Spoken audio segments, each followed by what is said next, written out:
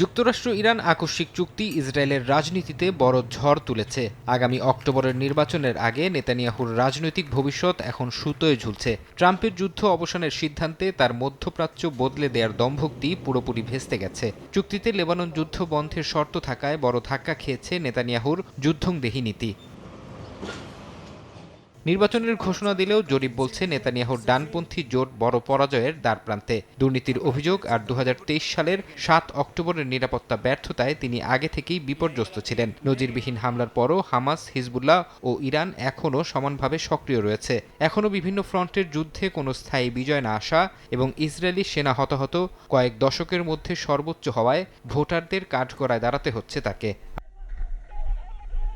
নেতানিয়াহুর যুদ্ধ কৌশলের তীব্র সমালোচনা করে বিরোধী দলীয় নেতা ইয়ার লাপিদ স্পষ্ট জানিয়েছেন তিনি চূড়ান্ত পরীক্ষায় ভেঙে পড়েছেন এবং যুদ্ধে হেরে গেছেন। অন্যদিকে গাজায় ধ্বংসযজ্ঞের কারণে আন্তর্জাতিক অঙ্গনেও চাপ বাড়ছে। যুদ্ধাপরাধের দায়ে আন্তর্জাতিক অপরাধ আদালত আইসিসি তার বিরুদ্ধে গ্রেফতারি পরোয়ানা জারি করায় পশ্চিমা বিশ্বেও তার গ্রহণযোগ্যতা কমেছে।